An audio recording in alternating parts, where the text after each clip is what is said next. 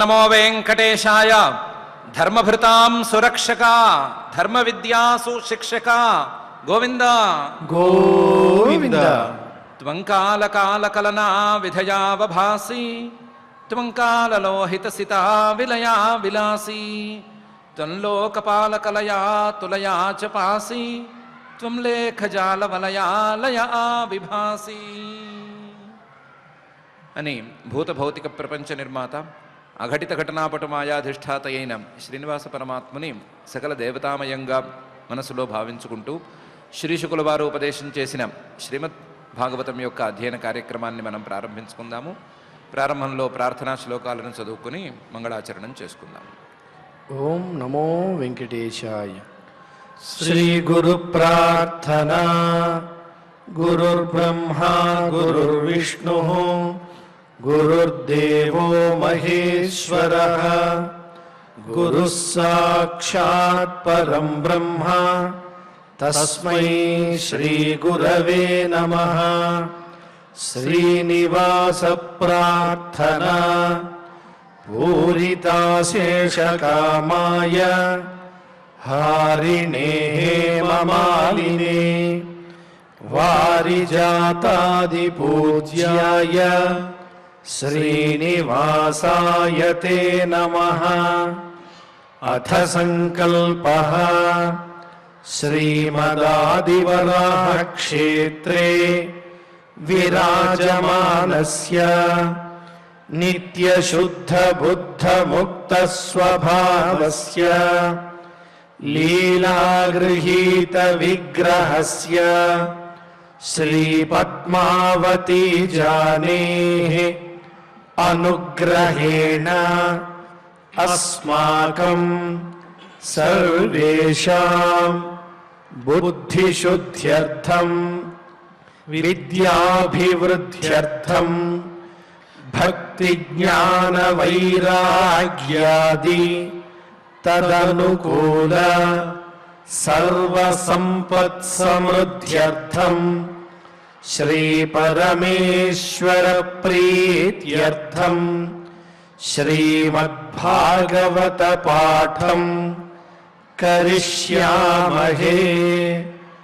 అస్య శ్రీమద్భాగవత స్తోత్ర మహామంత్రస్య నారదర్షిః బృహతీ ఛందః శ్రీకృష్ణః పరమాత్మా దేవతా బ్రహ్మ బీజం భక్తిశక్తిః జ్ఞానవైరాగ్యే కీలకం అస్మాకం శ్రీమద్భగవత్ప్రసాదసిద్ధ్యర్థే పాఠే వినియోగః.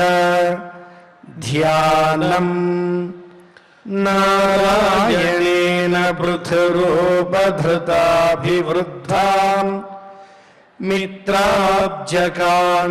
విధుతాంధకరాభిరామాం ద్వీపాభిజన్మశుకసూతరవాతి రమ్యాం విశ్వంభరాం విశతభాగవతం విశాలాం. శ్రీ గురుభ్యో నమః. అడ్మినిస్ట్రేషన్ లేదా పరిపాలన అంటే అందరూ అనుకుంటున్నట్లుగా సమస్యలను సృష్టించి ఆ సమస్యలను తీర్చి నేను సమస్యను తీర్చేవాణ్ణి అని చెప్పుకోవటం కాదు.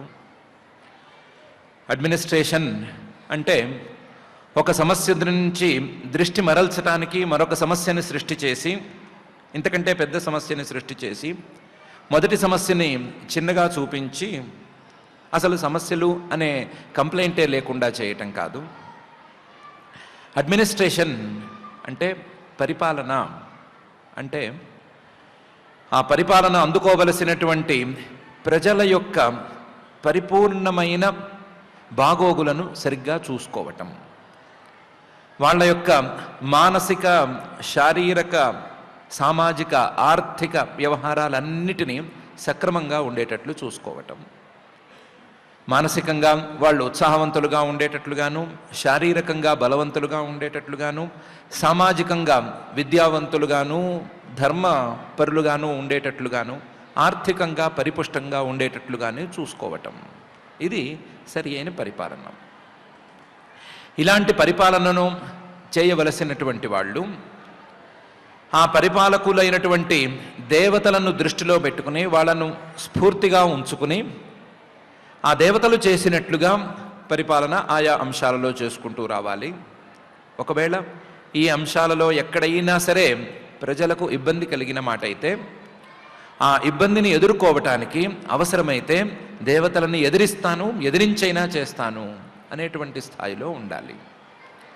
దేవతలను ఎదిరించటం అంటే పరిస్థితులను ఎదిరించటం అనే అంశంలో తీసుకుంటే, ఆ పరిస్థితులను ఎదిరించటం అనేది ఆ పరిస్థితులను సరిదిద్దే విధంగా కొత్త ఆలోచన చేసి దాని ప్రకారం సరిదిద్దటం అనే అంశంలో కూడా తీసుకోవచ్చు.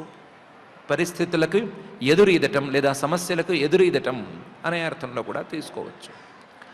అలా ఉన్నటువంటి వాళ్ళు మాత్రమే పరిపాలకుల కింద లెక్కలోకి వస్తారు. అలా ఉన్నవాళ్లను మాత్రమే పరిపాలకుల కింద చరిత్ర కూడా లెక్కలోకి తీసుకుంటుంది. అలాంటి పరిపాలకులలో ఉత్తముడైనటువంటి సర్వోత్తముడైనటువంటి పరిపాలకుడు పృథుమహారాజు గారు. ఆ పృథుమహారాజు గారు ఆయన శ్రీమన్నారాయణ అవతారం కాబట్టి, అసలు సిసలు పరిపాలకుడు ఆయనే కాబట్టి, ఆయన లక్షణాలతో పరిపాలన సవ్యంగా చేశాడు అనే విషయాన్ని మైత్రేయ మహర్షి గారు, మునులు, అలాగే స్తుతి చేసేటువంటి స్థావకులు కూడా చెప్పుకుంటూ వస్తున్నారు. పృథుమహారాజు గారి గురించి చెప్పటంలో ప్రస్తుతం సందర్భశుద్ధి అనేటువంటి అంశం అలాగే ఉంది. కాకపోతే పృథుమహారాజు గారి గురించి ఆ కృతార్థ లక్షణాలను గురించి చెప్పటంలోని ఆంతర్యం, శాస్త్రే యాని కృతార్థ లక్షణాన్ని తాని సాధనాన్ని ఇతరేషాం భవంతి అనేటువంటి నియమాన్ని అనుసరించినట్లయితే, పృథుమహారాజు గారు లాంటి ఉత్తమ పాలక లక్షణాలను గురించి కనుక అందరూ తెలుసుకున్నట్లయితే, అందరూ కూడా ఆ లక్షణాలను అలవరుచుకోవటానికి ప్రయత్నం చేసుకునేందుకు అవకాశం ఉంటుంది. వాళ్ళు ఆ లక్షణాలను సాధించుకునేందుకు అవకాశం ఉంటుంది అనేటువంటి అభిప్రాయంతో కూడా ఇది ఉంది. సందర్భం పృథుమహారాజు గారిని స్తుతి చేస్తున్నటువంటి సందర్భం. కానీ ఆ స్తుతి ద్వారా వినేటువంటి శ్రోతలు అందుకోవలసింది ఈ లక్షణాలను మనం సాధించుకోవటం ఎట్లా అనేటువంటి అంశం. ఈ అంశాన్నే దృష్టిలో ఉంచుకుని మహర్షులు, స్థావకులు రంజయిష్యతి ఎల్లోకం అయం ఆత్మవిచేష్టితై అథాముమాహూ రాజానం మనోరంజనకై ప్రజా అని చక్కగా చెప్పారు. తన పాలనలో ఉండేటువంటి ప్రజలందరినీ కూడా సంతోషపెట్టేవాడే అసలు సిసలు పాలకుడు.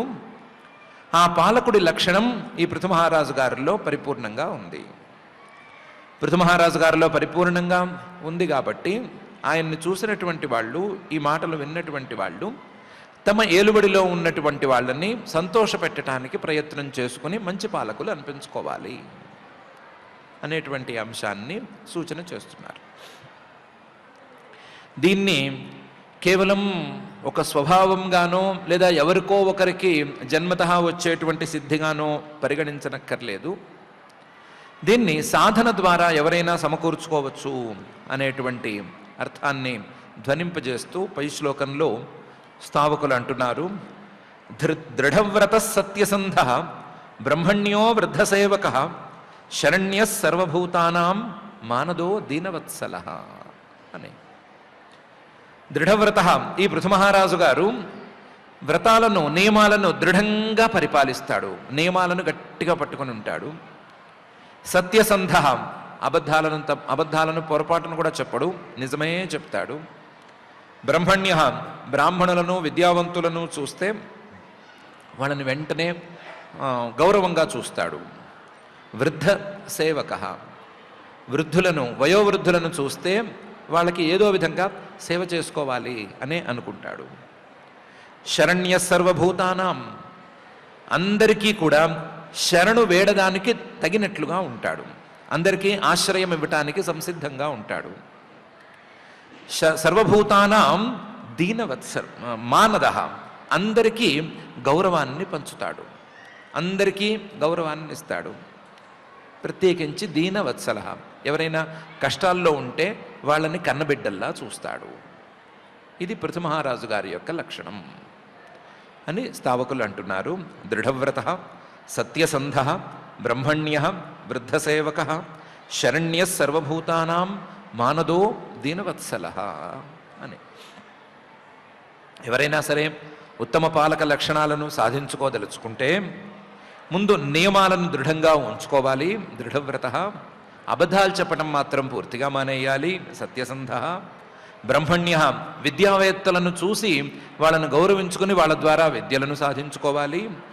వృద్ధ సేవక, ఎవరైనా ఎక్స్పీరియన్స్డ్ పర్సన్స్ ఉంటే వాళ్ళను సేవించుకుని వాళ్ళ ద్వారా వాళ్ళ ఎక్స్పీరియన్స్ని తీసుకోవాలి. శరణ్య సర్వభూతానాం, అందరికీ ఆశ్రయం ఇచ్చేటట్లుగా ఉండాలి. ఇష్టమైన వాళ్ళనే చేర్చుకుంటాము, కష్టమైన వాళ్ళని తోసేస్తాము అన్నట్లుగా ఉండకూడదు. సర్వభూతానాం మానద, అందరికీ గౌరవం ఇవ్వటం, అందరినీ గౌరవించటం అనేది అలవాటు చేసుకోవాలి. దీనవత్సల, ఎవరైనా ప్రత్యేకించి కష్టాల్లో ఉంటే వాళ్ళను కాపాడేందుకు ఒక ఆలోచన చేసుకోవాలి. ఇలా గనక ఎవరైనా చేసుకోగలిగినట్లయితే, అభ్యాసం ద్వారా సాధించుకుంటూ ఉండగలిగినట్లయితే వాళ్ళు కూడా మంచి పాలకులు అయ్యేందుకు అవకాశం ఉంటుంది అనే సూచన కూడా ఇందులో ఉంది. దృఢవ్రత, సత్యసంధ, బ్రహ్మణ్య, వృద్ధసేవక, శరణ్య సర్వభూతానాం మానదో దీనవత్సల అనే ఈ శ్లోకంలో పాలకులు మర్చిపోకూడనటువంటి అంశాలు ఇంకా కూడా ఉన్నాయి అనే విషయాన్ని చెప్తూ, మాతృభక్తి పరస్త్రీషు పత్న్యాం అర్ధ ఇవాత్మన ప్రజాసు పితృవత్ స్నిగ్ధ కింకరో బ్రహ్మవాదినాం అని మరొక స్తుతి శ్లోకాన్ని కూడా తెర మీదకు తీసుకొచ్చారు. పరస్త్రీషు, పరస్త్రీలను చూస్తే మాతృభక్తి, తల్లి మీద ఎంత భక్తిగా ఉంటాడో అంత భక్తిగా ఈ పృథుమహారాజు గారు ఉంటారు.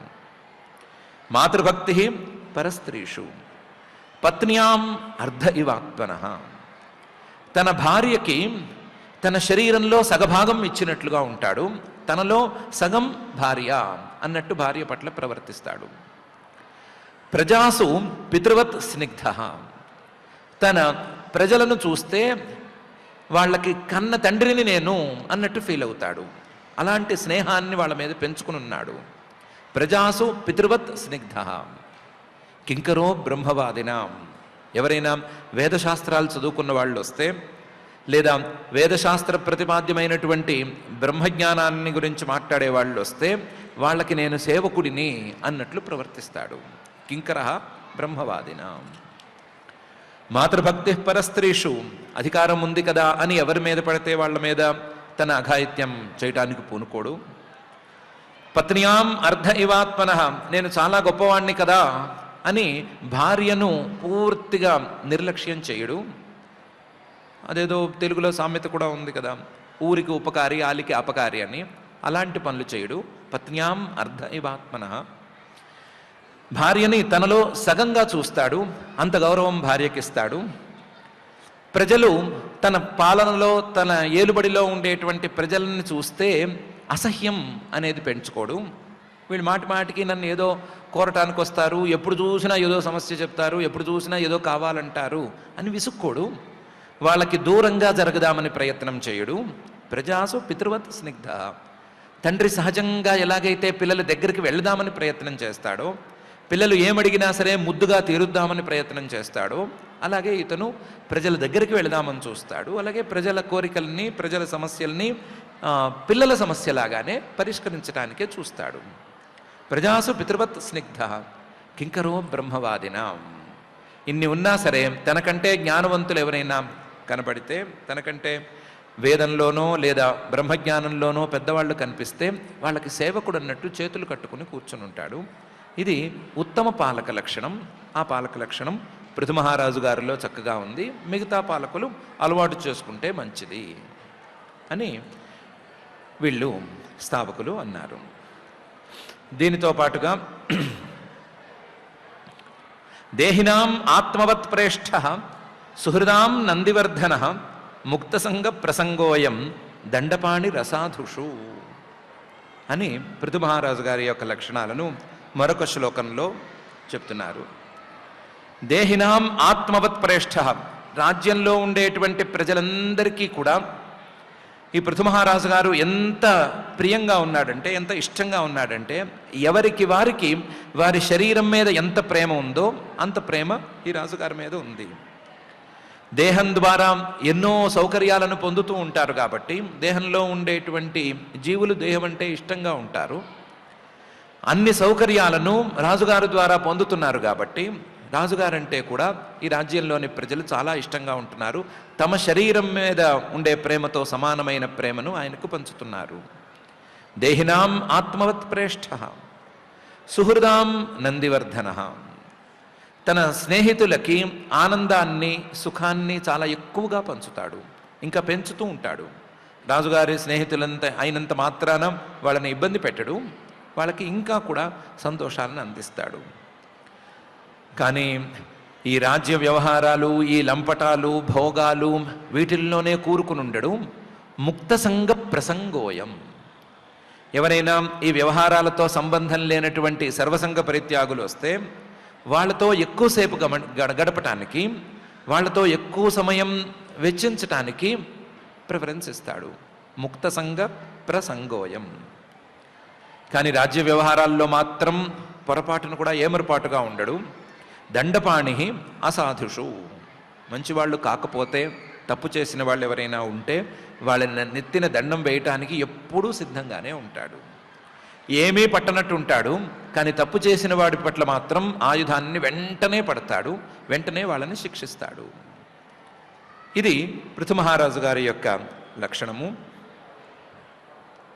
మంచి పాలకులు ఉండవలసిన తీరు కూడా ఇదే అని స్థాపకులు దేహినాం ఆత్మవత్ ప్రేష్ఠ సుహృదాం నందివర్ధన ముక్త సంగ ప్రసంగోయం దండపాణి రసాధుషు అని అన్నారు. ఈ లోపల స్థావకుల మనసులలో ఈ భావాలను రేపుతున్నటువంటి మహర్షులకి, అయ్యో మనము ఈ పృథు మహారాజుని సరిగ్గా పొగడటం లేదు అనేటువంటి భావన ఒకటి వచ్చింది. ఈ పృథు మహారాజుని పొగడటం అంటే శ్రీమన్నారాయణుణ్ణి పొగడటమే కదా. శ్రీమన్నారాయణుణ్ణి పొగిడేటప్పుడు చాలా చీప్గా నువ్వు పాలన సవ్యంగా చేస్తావు, లేదా పాలనలో ఫలానా లోకపాలకుడిలాగా ఉంటావు, సూర్యుడిలాగా ట్యాక్స్ వసూలు చేస్తావు, ఇంకోలాగా ఉంటావు అంటే దానికి విలువేముంటుంది? శ్రీమన్నారాయణుణ్ణి గనక స్తుతి చేస్తే నిర్గుణ పరమాత్మ రూపంలో ఆయన్ని స్తుతి చేయాలి, అది ఆయనకు తగినటువంటిది. పెద్ద చక్రవర్తిని పట్టుకొచ్చి ఈ పేటకి వార్డు మెంబర్వి నువ్వు అని అంటే ఎంత చీప్గా ఉంటుందో, శ్రీమన్నారాయణుణ్ణి తీసుకొచ్చి నువ్వు మంచి పాలకుడివి అంటే అంత చీప్గా ఉంటుంది. కాబట్టి ఆయన రేంజ్కి తగినట్లుగా ఒక స్తుతి చేసుకోవాలి అని అనిపించి అయంతు సాక్షాత్ భగవాన్ స్త్రియధీశ కూటస్థ ఆత్మా కలయావతీర్ణ యస్మిన్న విద్యా రచితం నిరర్థకం పశ్యంతి నానాత్వమపి ప్రతీతం అని నిర్గుణ స్వరూపంగా ఆయన్ని స్తుతి చేశారు. అయంతు, ఈయన వాస్తవానికి పోలిక లేనటువంటి వాడు. ఫలానా సూర్యులాగా ఉన్నావు, చంద్రులాగా ఉన్నావు అని చెప్పటానికి వీలైనవాడు కాడు ఈయన. అయంతు, ఈయన అసలు పోలిక లేనివాడు, నిరుపమ. ఎందుకంటే సాక్షాత్ భగవాన్, సాక్షాత్తు ఆ భగవంతుడే ఈయన. ఏ భగవంతుడు? త్రియధీశ, ముల్లోకాలకు ఈశ్వరుడైనటువంటి వాడు. త్రియధీశ, 3 గుణాలకు ఈశ్వరుడైనటువంటి వాడు. 3 గుణాలను దాటి 3 గుణాలను అదుపులో ఉంచుకునేటువంటి మహానుభావుడు ఆయన. సత్వరజస్తమో గుణాలనే తన అదుపులో ఉంచుకోగలిగినటువంటి వాడు త్రియధీశ. తాను మాత్రం కూటస్థ, ఏమాత్రం వికారాలు లేకుండా, ఒకే రకంగా మార్పులు లేకుండా ఉండేటువంటి వాడు.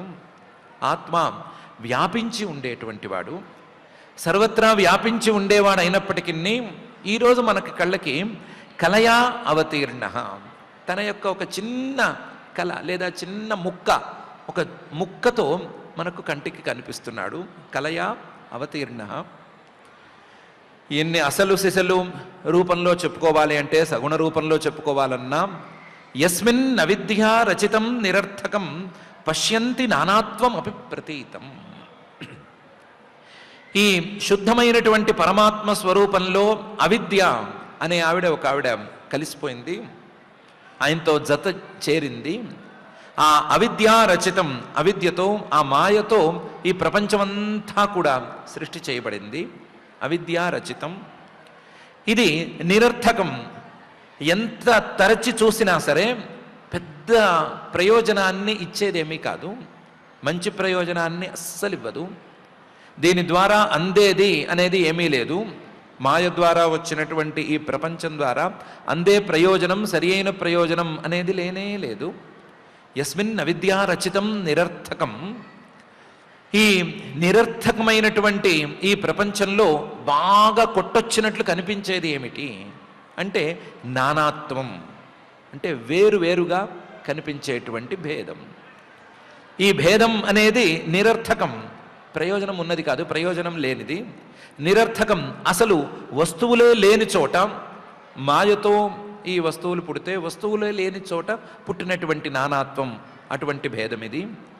ఈ భేదాన్ని పశ్యంతి, ఈ భేదాన్ని అందరూ జీవులందరూ కూడా చూస్తూ ఉంటారు. ఈ భేదాన్ని పుట్టించినవాడు ఆయన, ఈ భేదాన్ని కనిపించేటట్లు చేసినవాడు కూడా ఆయనే. పశ్యంతి నానాత్వం అపి ప్రతీతం. కేవలం కనిపిస్తోంది, కేవలం అనిపిస్తోంది, కానీ వాస్తవానికి లేదు. అలాంటి భేదాన్ని ఆయన యొక్క అవిద్యాశక్తి తయారు చేసింది. ఆ అవిద్యాశక్తినే తన నియంత్రణలో ఉంచుకోగలిగిన, మొత్తం భేదం మొత్తాన్ని ఏ దశలోనైనా సరే తనలోకి లాక్కోగలిగినటువంటి అద్వితీయమైన రూపం ఆయనది. అసలు సిసలు రూపం అది ఆయనది అని మహర్షులు అయంతు సాక్షాత్ భగవాన్ స్త్రియధీశ కూటస్థ ఆత్మా కలయావతీర్ణ యస్మిన్ అవిద్యా రచితం నిరర్థకం పశ్యంతి నానాత్వం అపి ప్రతీతం అనే ఈ శ్లోకంలో వ్యక్తపరుచుకున్నారు. అయితే కథ సాగేటప్పుడో స్తుతి సాగేటప్పుడో ఈ వేదాంత వాక్యాలని, ఈ శుద్ధ పరమాత్మ లాంటి మొక్కల్ని చెప్తే వినేవాళ్ళు ఇంట్రెస్టింగ్గా వినరు. స్తుతి అంటేనే పారిపోతున్నట్లుగా ఉంటారు, అందులో ఆ స్తుతిని నిర్గుణ స్తుతిగా మార్చేస్తే ఇంకా ఇబ్బంది పడతారు అని మళ్ళీ ఆ నిర్గుణం నుంచి మళ్ళీ పృథుమహారాజు గారి దగ్గరికి ఒకసారి జంప్ చేసేసి అయం భువో మండలమోదయాద్రేహే గోప్తైక వీరో నరదేవనాథ ఆస్థాయ జైత్రం రథమాత్తచాప పర్యస్యతే దక్షిణతో యథార్క అని మళ్ళీ పృథుమహారాజు గారి యొక్క క్రియలను గురించి ఈ శ్లోకంలో వర్ణించారు. అయం, ఈ పృథుమహారాజు గారి రూపంలో వచ్చినటువంటి ఈ శ్రీమన్నారాయణుడు భువోమండలం, భూమండలం మొత్తాన్ని ఒక చుట్టు చుట్టేస్తాడు. ఎక్కడి నుంచి ఎక్కడి వరకు చుడతాడు అంటే సూర్యుడిలాగా ఉదయ స్థానం నుంచి, ఉదయ మండలం నుంచి, ఉదయాద్రి నుంచి మళ్ళీ ఉదయాద్రి వరకు ఓ చుట్టు చుట్టేస్తూ ఉంటాడు. ఆ ఉదయాద్రేహే ఎందుకు చుడతాడు అంటే గోప్త, ఈ భూమండలాన్ని రక్షించటానికి ఆయన చుడతాడు. ఏకవీర, ఆయన ఒక్కడే నిజానికి వీరుడు. ఎందుకంటే భూమండలం మొత్తాన్ని చుట్టి భూమండలాన్ని సంరక్షించగలిగినటువంటి సామర్థ్యం ఆయనకు ఒక్కడికే ఉంది. ఏకవీర, అందులోనూ నరదేవనాథ, రాజుల్లో కల్లా శ్రేష్ఠుడైనటువంటి వాడైన ఈయన ఆస్థాయ జైత్రం రథం, ఓటమే ఎరగనటువంటి ఒక రథాన్ని, ఆ రథం ఎక్కిన వారికి ఓటమే ఉండదు అని ఎప్పుడో విశ్వకర్మ గారు ఇచ్చారు కదా రథం, ఆ రథాన్ని ఎక్కి ఆత్తచాప, అగ్నిగారు ఇచ్చినటువంటి ధనుస్సును చేతిలోకి తీసుకుని పర్యస్యతే, ఎప్పుడూ తిరుగుతూనే ఉంటాడు. దక్షిణత, ఈ భూమండలాన్ని మొత్తం ప్రదక్షిణం చేస్తూ యథా అర్క, సూర్యుడు ఎలాగైతే తిరుగుతూ ఉంటాడో ఉదయాద్రి నుంచి ఉదయాద్రి వరకు అనే తీరులో ఎలా తిరుగుతూ ఉంటాడో అలా తిరుగుతూ పరిపాలన చేస్తాడు అని. అయం భువో మండలమోదయాద్రేర్ గోప్తైక వీరో నరదేవనాథ ఆస్థాయ జైత్రం రథమాత్తచాప పర్యస్యతే దక్షిణతో యథార్క అని అన్నారు.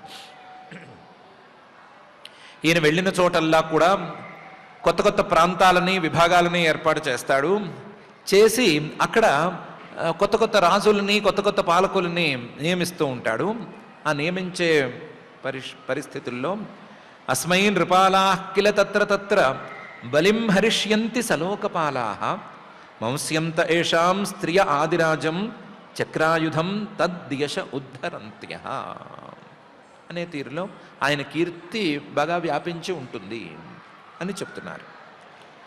అస్మై ఈ పృథు మహారాజు గారు తిరుగుతూ ఉంటాడు కదా, తిరుగుతూ ఉన్నప్పుడు తత్ర తత్ర ఆయా ప్రదేశాలలో నృపాలాహ ఆయనే నియమించినటువంటి పాలకులు, రాజుగారి కింద ఉండేటువంటి సామంతులు మొదలైనటువంటి వాళ్ళు తస్మై నృపాలా కిల తత్ర తత్ర బలిం హరిష్యంతి, బలిం వాళ్ళు కట్టవలసినటువంటి కప్పాలని పన్నుల్ని చక్కగా కట్టి రాజ్యానికి చక్కగా దోహదం చేస్తారు.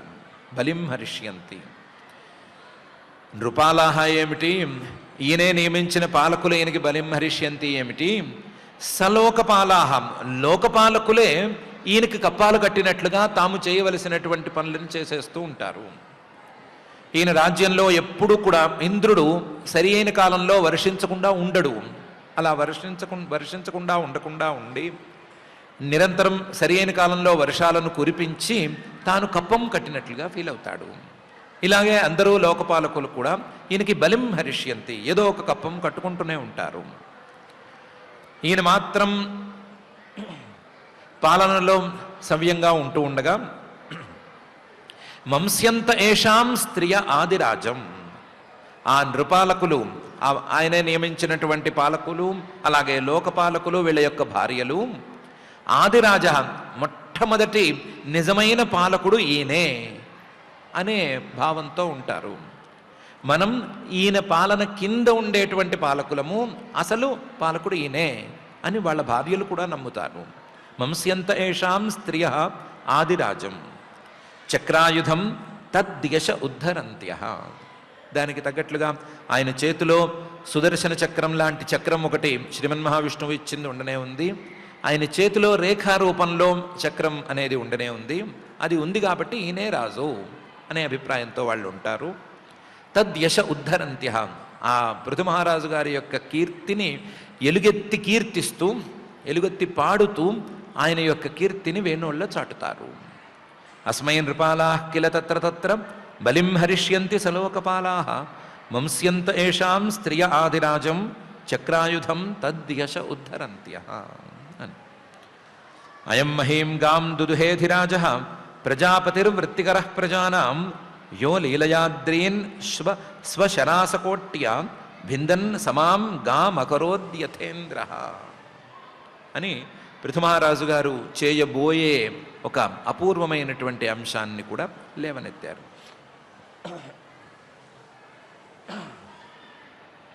అయం ఈ పృథు మహారాజు గారు మహీం భూమిని గాం దుదుహే ఒక గోవుగా మార్చి, గోవుగా మారిన భూమిని కానీ దుదుహే ఆవుని పాలు పితికినట్లుగా ఈ భూమిని మొత్తాన్ని పితికేస్తాడు. అధిరాజ రాజాధిరాజుడైనటువంటి ఈ పృథు మహారాజు గారు ఈ పని చేస్తాడు. ఎందుకు చేస్తాడు? ప్రజాపతి తన ఏలుబడిలో ఉండేటువంటి ప్రజల మీద ప్రేమతో ఆ పని చేస్తాడు. ఎందుకు? వృత్తికరః ప్రజానాం, ప్రజలకి అన్నం పెట్టాలి అంటే, ప్రజలు తిండి తినాలి అంటే దానికి భూమి యొక్క అనుగ్రహం ఎంతైనా ఉండాలి. అంటే భూమి యొక్క సారాన్ని సరి అయిన రీతిలో వాడుకునేటువంటి విధానం మనకు తెలియాలి అనే తీరులో పనిచేస్తాడు. వృత్తికరః ప్రజానాం. దానికి ఏం చేశాడు అంటే, ఏం చేయబోతున్నాడు, ఏం చేశాడు అన్నీ ఒకటే. యహ లీలయా అద్రీన్ స్వశరాసకోట్యా భిందన్. అప్పటికి భూమి పూర్తిగా సమతలంగా వ్యవసాయానికి అనువుగా లేదు. పృథు మహారాజు గారి రాజ్యంలోకి వచ్చేసరికి అందరూ వ్యవసాయ పద్ధతుల్ని సరిగా అర్థం చేసుకోలేదు. వ్యవసాయ పద్ధతుల్ని అర్థం చేసుకోలేకపోవటం మాత్రమే కాదు, వ్యవసాయానికి అనువుగా భూమి సరిగ్గా కూడా లేదు. భూమి అన్ని చోట్ల చదునుగా లేదు. ఆ చదునుగా లేనటువంటి భూమిని తన ధనుష్కోటితో, తన ధనుస్సు యొక్క చివరి భాగంతోనే సరిచేసి, అంటే తన ఏలుబడిలో తన పాలనలో భూమిని చదును చేయించి భిందన్ సమాం గాం అకరోత్, భూమిని అక్కడక్కడ చదును చేయిస్తాడు. ఎక్కడెక్కడ వ్యవసాయానికి అనువైన పరిస్థితులు ఉన్నాయో, ఎక్కడెక్కడ భూమి చదును చేస్తే వ్యవసాయం జరిగేందుకు అవకాశం ఉంటుందో అక్కడ చదును చేయిస్తాడు. యథా ఇంద్ర, పురాణాల కథనాల ప్రకారం ఇంద్రుడు వజ్రాయుధాన్ని తీసుకుని పర్వతాలను పగలగొట్టాడు అని ఉంది కదా. ఆ ఇంద్రుడు ఎలాగైతే పర్వతాలను పగలగొట్టాడో అలాగే పృథు మహారాజు గారు కూడా పర్వతాలను పగలగొట్టి చదును చేసి వ్యవసాయానికి అనువైన పరిస్థితులను తీసుకొచ్చి వ్యవసాయం చేయించి వ్యవసాయం ద్వారా పాడి పంటలను సమృద్ధిగా తీసుకొచ్చి ఈ భూమిని ఆవు అనుకుంటే ఆ ఆవు నుంచి పాల లాంటి ఆహారాన్ని పితికి ప్రజలకు అందిస్తాడు అని స్థావకులు అంటున్నారు. అయం మహీం గాం దుదుహేధిరాజ ప్రజాపతిర్వృత్తికర ప్రజానాం యో లీలయాద్రీన్ స్వశరాసకోట్యా భిందన్ సమాం గామకరోద్యథేంద్ర అని. విస్ఫూర్జయన్నాజగవం ధనుస్వయం యదాచరత్ క్ష్మా అవిషహ్యమాజౌ తదా నిలిల్యుర్దిశి దిశ్యసంతః లాంగూలముద్యమ్య యథా మృగేంద్ర అని. ఈయన పాలనలో కేవలం వ్యవసాయాలు ఇవి మాత్రమే సవ్యంగా ఉంటాయని కాదు, ఈయన పాలనలో దొంగలు కానీ లేదా ఏదో ఒక అపరాధాలు తప్పులు చేయదలుచుకున్న వీళ్ళు కానీ వాళ్ళు అసలు పైకి లేవని కూడా లేవరు. ఎందుకు లేవరు అంటే విస్ఫూర్జయన్ ఆజగవం ధను స్వయం. ఈయన భూమండలమంతా చుడుతూ ఉంటాడు అనుకున్నాం కదా. అందులోనూ జైత్రం రథమాస్థాయ, జయశీలంగా ఉండేటువంటి రథాన్నెక్కి భూమి అంతా చుట్టు వస్తూ ఉంటాడు అనుకున్నాం కదా. ధనురుద్యమ్య, ధనుస్సుని పైకెత్తి పట్టుకుని వెళుతూ ఉంటాడు కదా. ఆ ధనుస్సుని పైకెత్తి విస్ఫూర్జయన్, ఆ వింటి నారిని ఇలా కదిలిస్తూ శబ్దాలు, గొప్ప గొప్ప శబ్దాలను చేస్తూ ఆజగవం ధను, తన చేతిలో అగ్నిగారిచ్చినటువంటి ధనుస్సును పట్టుకుని స్వయం యదా అచరత్ క్ష్మాం, తానే ఇంకోళ్ళని ఎవరిని నమ్మకుండా మొత్తం భూమి మీద తిరుగుతూ ఉంటాడు కదా. అలా ఉన్నప్పుడు అవిషహ్యం ఆజౌ, ఆయన్ని చూస్తేనే తెలిసిపోతుంది ఈయనతో యుద్ధం చేసి గెలవటం అనేది అసంభవం. ఆజౌ, ఈయనతో యుద్ధం జరగటము, అందులో అసలు గెలవటం మాట అటుంచి ఈయన్ని భరించగలగటము అనేది కూడా అసంభవం. ఆ విషహ్యం ఆజౌ అని అందరికీ తెలిసిపోతుంది. తెలిసిపోతే దిశి ఆయా దిక్కుల్లో ఉండేటువంటి అసంత చెడ్డవాళ్ళందరూ కూడా, దొంగలు, దోపిడీదారులు, తప్పులు చేద్దామనుకున్న వాళ్ళు, పక్కవాడు సొమ్ము లాగేద్దామనుకున్న వాళ్ళు, కుదిరితే అవకాశం ఉంటే దొంగలుగా బయటకు వద్దామనుకున్న వాళ్ళు అందరూ కూడా నిలిల్యుహు, దాక్కుంటారు. తదా నిలిర్యుర్దిశిదిశ్యసంత, ఎలా దాక్కుంటారు అంటే మంచి వేటగాడు గనక ఆయుధం పట్టుకుని వస్తే ఆ వేటగాడిని చూసినటువంటి సింహం తోక ముడిచి తన గుహలో దాక్కున్నట్లుగా, సింహం అంతటిదే భయపడి తోక ముడిచి దాక్కున్నట్లుగా వీళ్ళందరూ కూడా తోక ముడిచి దాక్కుంటారు. లాంగూలముద్యమ్య, తన తోకను ముడిచి యథా మృగేంద్ర, మృగేంద్రమైనటువంటి సింహమే భయపడి ఎలాగైతే దాక్కుంటుందో అలాగే వీళ్ళందరూ కూడా దాక్కుంటారు. చెప్పుకోవడానికి పెద్ద పెద్ద వీరులే కానీ పృథు మహారాజు గారిని దాటి, పృథు మహారాజు గారి యొక్క సామర్థ్యాన్ని మించి ఎవరూ వీరులు కారు అని. విస్ఫూర్జయన్ ఆజగవం ధనుస్వయం యదాచరత్ క్ష్మాం అవిషహ్యమాజౌ తదా నిలిల్యుర్దిశిదిశ్యసంతః లాంగూలముద్యమ్య యథా మృగేంద్ర అని స్థావకులు అంటున్నారు. లా అండ్ ఆర్డర్ అనే విషయంలో ఈయనకి ఎప్పటికీ సమస్య రాదు అని. దానికి తోడు పృథు మహారాజు గారు భవిష్యత్తులో చేయబోయేటువంటి ఒక అపూర్వమైన విషయాన్ని కూడా చెప్తున్నారు. ఏషోశ్వమేధాన్ శతమాజహార సరస్వతీ ప్రాదురభావియత్ర అహర్షేద్యస్య హయం పురందర శతక్రతుశ్చరమే వర్తమానే అని. ఇది భవిష్యత్తులో జరగబోయేది. ఏష, ఈ పృథు మహారాజు గారు అశ్వమేధాన్ శతమాజహార, 100 అశ్వమేధాలను చేస్తాడు. 100వ అశ్వమేధం, 100వ అశ్వమేధాన్ని ప్రారంభిస్తాడు. సరస్వతీ ప్రాదురభావి యత్ర, 100 అశ్వమేధాలని సరస్వతీ నది పుట్టినటువంటి ప్రదేశంలో చేస్తాడు. సరస్వతీ ప్రాదురభావి యత్ర, సరస్వతీ నది ఎక్కడ పుడుతుందో ఆ సరస్వతీ నది ఉద్గమ స్థానంలో చేస్తాడు. కానీ 100వ అశ్వమేధంలో మాత్రం అహర్షీద్యస్య హయం పురందర, ఇంద్రుడు వచ్చి ఈయన యాగంలో ఉండేటువంటి అశ్వాన్ని, యాగాశ్వాన్ని ఎత్తుకెళ్ళిపోతాడు. శతక్రతు, ఎందుకంటే ఈయన శతక్రతువు అయితే ఇంద్రుడు తన పదవిని కోల్పోవలసి వస్తుంది అని భయపడుతున్నట్టున్నాడు. అందువల్ల ఆ భయంతో శతక్రతువుని నేను ఒక్కడనే అవ్వాలి అనే అభిప్రాయంతో ఇంద్రుడు చరమే వర్తమానే 100వ అశ్వమేధం నడుస్తూ ఉండగా ఈ రాజుగారి గుర్రాన్ని ఎత్తుకెళ్ళిపోతాడు. ఏష స్వసద్మోపవనే సమేత్య సనత్కుమారం భగవంతమేకం ఆరాధ్య భక్త్యా లభతామలం తత్ జ్ఞానం యతో బ్రహ్మ పరం విదంతి అని. ఆ 100వ అశ్వమేధం ఎటుపోయినా సరే ఈయన మాత్రం పెద్దగా పట్టించుకోడు. ఏష, ఈ పృథు మహారాజు గారు స్వసద్మోపవనే, తన ఇంట్లో ఉండే లేదా ఇంటి ప్రాంగణంలో ఉండేటువంటి పార్కులో కూర్చోబెట్టి సమేత్య సనత్కుమారుల వారిని అక్కడికి పిలిచి కూర్చోబెట్టి భగవంతం ఏకం ఆరాధ్య, ఆయన రూపంలో ఉండేటువంటి అద్వితీయుడైన ఆ పరమాత్మను ఆరాధించుకుని భక్త్యా అలభత అమలం తత్ జ్ఞానం, ఆ సనత్కుమారుడి మీద గురుభక్తితో అమలం జ్ఞానం, నిర్మలమైనటువంటి జ్ఞానాన్ని పొందుతాడు. ఏమా నిర్మలమైన జ్ఞానం అంటే యతో బ్రహ్మ పరం విదంతి, ఆ పరమాత్మను తెలుసుకునేటువంటి, పరమాత్మను అందుకునేటువంటి జ్ఞానాన్ని అందుకుంటాడు. ఈయన పరమాత్మ యొక్క అవతారమే అయినా సరే తాను అందరికీ ఆదర్శంగా ఉండదలుచుకున్నాడు కాబట్టి గురు శుశ్రూష ద్వారా, గురువుల యొక్క అనుగ్రహం ద్వారా జ్ఞానాన్ని పొందాలి అనేటువంటి అంశాన్ని చేసి చూపించటానికి, తన ఆచరణ ద్వారా అందరికీ చూపించటానికి, దాని ద్వారా ఆదర్శంగా ఉండటానికి సనత్కుమారుల వారిని పిలిచి ఆయన్ని భక్తిగా ఆరాధించి ఆయన ద్వారా ఉపదేశం పొంది జ్ఞానం పొందినట్లు చూపిస్తాడు. ఏష స్వసద్మోపవనే సమేత్య సనత్కుమారం భగవంతమేకం ఆరాధ్య భక్త్యా అలభతామలం తత్ జ్ఞానం యతో బ్రహ్మ పరం విదంతి అని మహర్షులు చెప్పారు. ఇదే కాదు, తత్ర గిరస్తాస్తా ఇది విశ్రుత విక్రమ శ్రోష్యత్యాత్మాశ్రితా గాథా పృథు పరాక్రమ అని.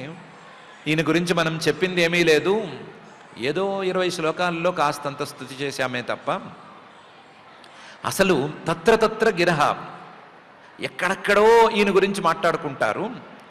తాస్తాహ, ఏవేవో మాటలు మాట్లాడుకుంటారు. ఇది విశ్రుత విక్రమ, ఈ రకంగా చేశాడు, ఆ రకంగా చేశాడు, ఈ ప్రాబ్లం వస్తే ఇలా సాల్వ్ చేశాడు, ఇంకో ప్రాబ్లం వస్తే ఇంకో సొల్యూషన్ చూపించాడు అని రకరకాలుగా ఆయన గురించి మాట్లాడుకుంటూనే ఉంటారు. ఆ మాట్లాడుకున్న మాటలన్నిటినీ కూడా ఈయన కూడా వింటాడు. ఇది విశ్రుత విక్రమ. ఇంతేకాదు, శ్రోష్యతి ఆత్మాశ్రితా గాథా, తన కథలను తానే వినగలుగుతాడు. తన కథలు ఎంత గొప్పగా ఉంటాయి అంటే ఆ కథలను ఎప్పుడూ మాట్లాడుకుంటూనే ఉంటారు ప్రజలు మాట్లాడుకునేటువంటి మాటలన్నిటినీ కూడా ఈయన వింటూనే ఉంటాడు. ఆత్మాశ్రితా గాథా. ఎందుకంటే పృథు పరాక్రమ, ఈ పృథువు గారు చాలా విస్తృతమైన పరాక్రమం కలిగినవాడు. ఆయన పరాక్రమం యొక్క రేంజ్ చాలా గొప్పది అని. తత్ర గిరస్తాస్తాహ ఇది విశ్రుత విక్రమ శ్రోష్యత్యాత్మాశ్రితా గాథా పృథు పరాక్రమ అని వీళ్ళందరూ అన్నారు. ఆయన్ని ఎంత పొగిడినా తనివి తీరదు, లోకమంతా ఆయన్ని పొగుడుతూనే ఉంటుంది. మనం ఈ పొగడ్తలని ఎక్కడో చోట ఆపాలి అని అనుకుని దిశో విజిత్య ప్రతిరుద్ధ చక్ర స్వతేజసోత్పాటిత లోకశల్య సురాసురైంద్రైరుపగీయమాన మహానుభావో భవితా పతిర్భువ అని ఒక శ్లోకంలో తేల్చి ఈ స్తుతి కార్యక్రమాన్ని ఇక్కడికి పూర్తి చేసేశారు. దిశో విజిత్య, దిక్కులన్నిటినీ ఈయన గెలుస్తాడు. అప్రతిరుద్ధ చక్ర, తన రథ చక్రానికి కానీ, తన సైన్యానికి కానీ, తన ఆజ్ఞకి కానీ ఈ భూమండలంలో ఎక్కడా అడ్డంకి లేదు అనే పరిస్థితిని సాధించేస్తాడు. అప్రతిరుద్ధ చక్ర. స్వతేజస ఉత్పాటిత లోకశల్య, రాజ్యంలో ఏ ఒక్క వ్యక్తికైనా సరే చిన్న ముళ్ళు గుచ్చుకున్నా సరే ఆ ముళ్ళును కూడా తన యొక్క ప్రభావంతో తీయగలుగుతాడు. స్వతేజస ఉత్పాటిత లోకశల్య. ఒకవేళ రాజ్యం అంతటికీ కలిసి పెద్ద సమస్య వచ్చినా సరే స్వతేజస తన ప్రభావంతో ఆ ముళ్ళును తీసేయగలుగుతాడు, ఆ సమస్యను పరిష్కరించగలుగుతాడు. స్వతేజస ఉత్పాటిత లోకశల్య. దీనివల్ల సురాసురేంద్రైరుపగీయమాన మహానుభావ. ఈయన గురించి సురులు, దేవతలు, అసురులు, రాక్షసులు, సురుల యొక్క ఇంద్రుడైనటువంటి దేవేంద్రుడు, అసురులకు రాజైనటువంటి వాళ్ళు కూడా గొప్పగా కీర్తిస్తూ ఉంటారు. సురాసురేంద్రై ఉపగీయమాన మహానుభావ. అలా అందరితోనూ కీర్తించబడగలిగినటువంటి గొప్ప ప్రభావాన్ని ఈయన కనబరుస్తాడు. ఈయన భవిత పతిర్భువ, ఈ భూమికి మొట్టమొదటి రాజుగా నిలుస్తాడు. ఇలాంటి వాడు ఈ పృథుమహారాజు గారు అని స్థావకులందరూ దిశో విజిత్యా ప్రతిరుద్ధ చక్ర స్వతేజసోత్పాటిత లోకశల్య సురాసురేంద్రైరుపగీయమాన మహానుభావో భవిత పతిర్భువ అనే ఈ శ్లోకంలో అని 27 శ్లోకాలు కలిగినటువంటి 16వ అధ్యాయం పృథు కీర్తి వర్ణనం అనేటువంటి అధ్యాయం, దాన్ని ఇక్కడికి పూర్తి చేసేశారు. ఈ అధ్యాయంలో పృథుమహారాజు గారు నన్ను స్తుతి చేయొద్దు అని వారించినా సరే మహర్షులు ప్రోద్బలం చేయగా సూత మాగధ వందులు పృథుమహారాజు గారిని మళ్ళీ స్తుతి చేయటం ప్రారంభించటం, ఆ స్తుతిలో లోకపాలకుల యొక్క స్వరూపంలోనూ ఇంకా ఆయా దేవతల యొక్క స్వరూపంలోనూ ఈ పృథుమహారాజు గారిని వర్ణించటం, కొన్ని ఆయనలో ఉండేటువంటి గుణాలను వర్ణించి చూపించటం, కొన్ని ఆయన చేయబోతున్నటువంటి పనులను వర్ణించి చూపించటం అనేటువంటి అంశాలు ఉన్నాయి. ఈ అంశాలన్నీ కలిసినటువంటి ఈ 16వ అధ్యాయం ఇక్కడికి పూర్తయింది. ఈ ఇంత 27 శ్లోకాల స్తుతి చేయవలసిన అవసరం ఏమొచ్చింది అనేటువంటి అంశం మనం ఒకసారి విచారించుకోవాలి. ఎందుకు ఈ స్తుతి చేశారు? మనం బోరు కొడుతున్నా సరే వినాల్సిందే అనే అభిప్రాయంతో చేశారా? లేకపోతే ఏ క్యారెక్టర్ వస్తే ఆ క్యారెక్టర్ని పొగిడేసేసి ఆ క్యారెక్టర్లో ఉండేటువంటి గుణగణాలన్నిటినీ కూడా కొంచెం ఇలాబరేట్ చేసి పొగిడి చూపించడానికి చేశారా అని మనకి రకరకాల సందేహాలు వస్తాయి. ఈ స్తుతి వెళ్ళిపోతే బాగుండు అనే అభిప్రాయం కూడా మనలో కలగక మానదు.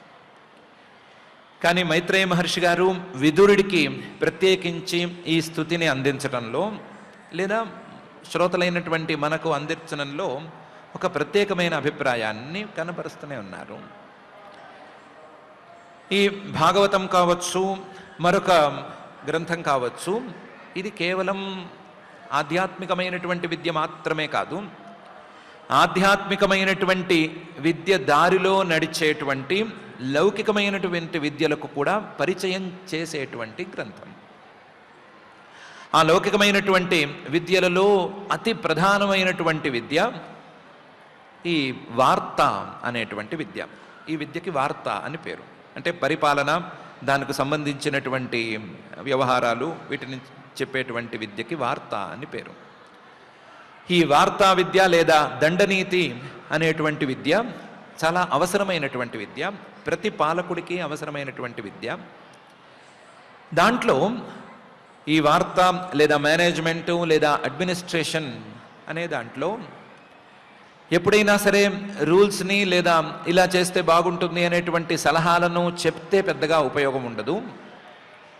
ఈ విద్యలో పూర్వం ఎవరైనా ఈ అంశాలను పాటించి చూశారా, పాటించి చూసి సక్సెస్ అయ్యారా లేదా అని చెప్పవలసి ఉంటుంది. ఉదాహరణలను సవ్యంగా చెప్పవలసి వస్తుంది, ఎగ్జాంపుల్స్ సవ్యంగా ఇవ్వవలసి వస్తుంది. ఆ ఎగ్జాంపుల్స్ సవ్యంగా ఉండాలి అంటే ఆ ఎగ్జాంపుల్లో శ్రీమన్నారాయణుడే దిగి వచ్చి పాలన చేసినటువంటి సందర్భం కనిపించాలి. అలా కనిపించినటువంటి సందర్భాన్ని వేస్ట్ చేయకుండా ఈ వార్త అనేటువంటి విద్యకి లేదా దండనీతి, నీతి శాస్త్రం అనేటువంటి విద్యకి ఉదాహరణంగా కనుక చూపించినట్లయితే, మంచి పాలక లక్షణాలను ఆ శ్రీమన్నారాయణుడు ఈ అవతారంలో కనబరిచాడు అని గనక చూపించినట్లయితే పాలకులు దాన్ని చూసి నేర్చుకునేందుకు అవకాశం ఉంటుంది. మంచి పాలకుడు అవ్వాలి అని కోరిక ఉన్న వాళ్ళు ఎవరైనా సరే, మంచిగా పాలన చేయాలి అనేటువంటి కోరిక ఉన్న వాళ్ళు ఎవరైనా సరే వీటిని చూసి నేర్చుకునేందుకు అవకాశం చక్కగా లభిస్తుంది. అలా లభించేందుకు ఆయన్ని స్తుతి చేస్తున్నట్లుగా కనిపించి ఆయనలో ఉండేటువంటి కృతార్థ లక్షణాలను చూపించి వీటిని మీరు కూడా సాధించుకోవాలి అని బోధ చేయటం అనేది సవ్యమైనటువంటి దారి. ఈ దారి కేవలం నీతి శాస్త్రానికి సంబంధించిన దారి మాత్రమే కాదు కాబట్టి, నీతి శాస్త్రం ద్వారా స్వచ్ఛమైన పరిపాలన ద్వారా పైకి ఎగిసే ఆధ్యాత్మికమైనటువంటి విద్యను కూడా అందుకునేటువంటి దారి కూడా కాబట్టి, దీన్ని ప్రత్యేకించి పరిచయం కూడా చేయవలసిన అవసరం ఉంది అనేటువంటి భావనతో మైత్రేయ మహర్షి గారు ప్రత్యేకించి దీన్ని చెప్తున్నారు. అయితే ఎవరినైనా పాలకుల్ని పట్టుకొచ్చి 10 మందినో 15 మందినో పోగేసి వాళ్ళని కూర్చోబెట్టి సెమినార్ లాగానో వర్క్షాప్ లాగానో ఇది చేస్తే అందంగా ఉంటుంది, కానీ సామాన్య శ్రోతలకి దీనివల్ల ఏం ఉపయోగం అనే సందేహం కలక్క మానదు. కానీ నిజమైన మేనేజ్మెంట్ గురించి కానీ, లేదా అడ్మినిస్ట్రేషన్ గురించి కానీ, నీతి శాస్త్రం గురించి కానీ తెలిస్తే ఈ ప్రశ్న మనమెవరము వేయము. నిజమైన మేనేజ్మెంటు, అడ్మినిస్ట్రేషన్ అనేది కొంతమందికే పరిమితం కాదు. ఎప్పటికీ కౌటిల్యుడి యొక్క అర్థశాస్త్రం ప్రకారం పాలన అనేది కేవలం రాజులకో పాలకులకో పరిమితం కాదు, అది ప్రతి మనిషికి వర్తిస్తుంది. పాలకుడు తన రాజ్యానికో లేకపోతే తన ఏలుబడిలో ఉండేటువంటి ప్రాంతానికో ఎలా పాలకుడు అవుతాడో, ఎలా రాజు అవుతాడో, అలాగే ప్రతి మనిషి కూడా తన కుటుంబానికి పాలకుడు అవుతాడు. తన కుటుంబాన్ని కూడా చాలా శ్రద్ధగా పాలన చేసుకోవలసి ఉంటుంది. కుటుంబంలో రేగేటువంటి ఎన్నెన్నో సమస్యలకి పరిష్కారాలను సరిగ్గా చూసుకోవలసి ఉంటుంది. ఒకవేళ కుటుంబమే లేదు అనుకున్నా సరే, ప్రతి మనిషి కూడా తన జీవితాన్ని, తన శరీరాన్ని సవ్యంగా పాలన చేసుకోవలసి ఉంటుంది. జీవితంలోనూ లేదా శరీరంలోనూ పాలన చేయవలసినటువంటి అంశాలు ఎన్నెన్నో ఉంటాయి. వాటన్నిటినీ సవ్యంగా గనక చూసుకోవాలి అని అనుకుంటే ప్రతి ఒక్కళ్ళు ఈ మేనేజ్మెంట్ని లేదా ఈ దండనీతి శాస్త్రాన్ని తప్పనిసరిగా తెలుసుకుని తీరాలి. కనీసం పరిచయమైన వీళ్ళకి ఉండాలి. ఒక రాజ్యం అనేది ఎంత విస్తృతంగా ఉంటుందో, రాజ్యంలో ఉండేటువంటి ఆయా అంగాలు ఎంత విస్తృతంగా ఉంటాయో అంతే విస్తృతంగా ప్రతి కుటుంబంలోనూ పాలనా విధానాలు ఉంటాయి. ఎంత కుటుంబంలో పాలనా విధానాలు ఉంటాయో అంతే ఎక్కువగా మనిషి జీవితంలో కూడా పాలనా విధానాలు ఉంటాయి. మనిషి జీవితంలో వచ్చేటువంటి సమస్యలను పరిష్కరించుకోవటానికి ఉత్తమమైన పాలనా విధానాలను తెలిసి ఉంచుకోవటం అనేది తప్పనిసరి. కాబట్టి పాలనా విధానాలను ప్రతి ఒక్కళ్ళు తెలుసుకోవాలి. ఆ పాలనా విధానాలే గనక ఆధ్యాత్మిక విద్యకు దారి తీసే మాట అయితే దాన్ని అందరూ తెలుసుకుని తీరాలి. దాన్ని తెలుసుకునేందుకు వీలుగా ఆ విధానాలకు ఉదాహరణగా, పరమోదాహరణగా ఆ శ్రీమన్నారాయణుణ్ణే మనం చూపించాలి అనే అభిప్రాయంతో, ఆ నారాయణాంశతో పుట్టినటువంటి పృథుమహారాజు గారిని స్తుతి చేయటం అనే వ్యాజంతో, అనే నెపంతో ఈ పాలక లక్షణాలను ఈ అధ్యాయంలో మనకు మైత్రేయ మహర్షి గారు గుచ్చి చూపిస్తున్నాడు. ఏ లక్షణమైనా సరే కొంచెం ఆలోచించి చూపిస్తే మనకు అవసరమైన లక్షణం అనే తీరులోనే అట్టిపెట్టారు. ప్రతి లక్షణాన్ని చరచి గనక మనం చూసుకున్నట్లయితే ప్రతికూల పరిస్థితుల్లో ఎలా వ్యవహరించాలి, దీనుల పట్ల ఎలా వ్యవహరించాలి, పెద్దవాళ్ల పట్ల ఎలా వ్యవహరించాలి, నియమాల పట్ల ఎలా వ్యవహరించాలి, పరస్త్రీల పట్ల ఎలా వ్యవహరించాలి, లేదా ఇంట్లో భార్య బిడ్డల పట్ల ఎలా వ్యవహరించాలి, సామాన్యుల పట్ల ఎలా వ్యవహరించాలి, పెద్దవాళ్ళు జ్ఞానవంతులు ఇలాంటి వాళ్ళు వస్తే ఎలా వ్యవహరించాలి అనేటువంటి లక్షణాలన్నీ కూడా ఇందులో అందరికీ ఉపయోగించేట్లుగానే ఉన్నాయి. అలాంటి ఉపయోగించేటువంటి లక్షణాలను, అంశాలను అందరికీ తెలియబరచడానికి వీలుగా ఈ స్తుతి ప్రకరణాన్ని ప్రత్యేకించి మహర్షి గారు ఇంత విస్తృతంగా, మన భాషలో ఇంత విస్తృతంగా చెప్తున్నారు. చెబుతూ ఈ షోడశాధ్యాయాన్ని, 16వ అధ్యాయాన్ని ఇక్కడికి పూర్తి చేసేసి 17వ అధ్యాయాన్ని ప్రారంభిస్తున్నారు. సప్తదశోధ్యాయ.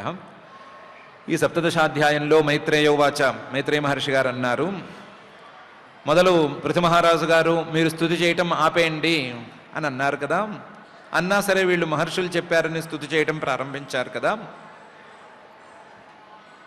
అలా ప్రారంభించిన తరువాత, స్తుతంతా పూర్తయిన తరువాత, ఏవం స భగవాన్ వైన్య ఖ్యాపితో గుడకర్మభి ఛందయామాస తాన్ కామై ప్రతిపూజ్య అభినంద్యచ అని చాలా చక్కగా వాళ్ళ స్తుతులను ఆయన స్వీకరించాడు, వాళ్ళను కూడా గౌరవించాడు అని.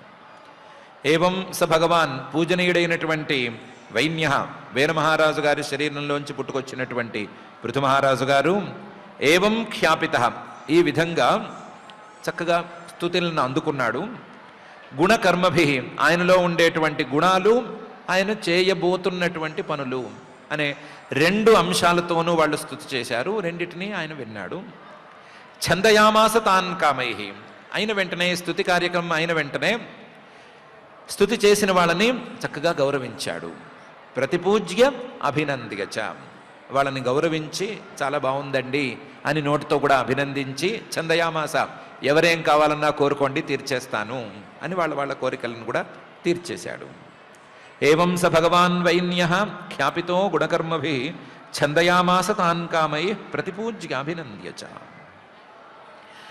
స్తుతి చేసిన వాళ్ళని ముగ్గురిని, సూత మాగధ బంధుల్ని పంపించేసేసాడు. పంపించి బ్రాహ్మణ ప్రముఖాన్ వర్ణాన్ భృత్యామాత్య పురోధస పౌరాన్ జానపదాన్ శ్రేణీ ప్రకృతి సమపూజయత్.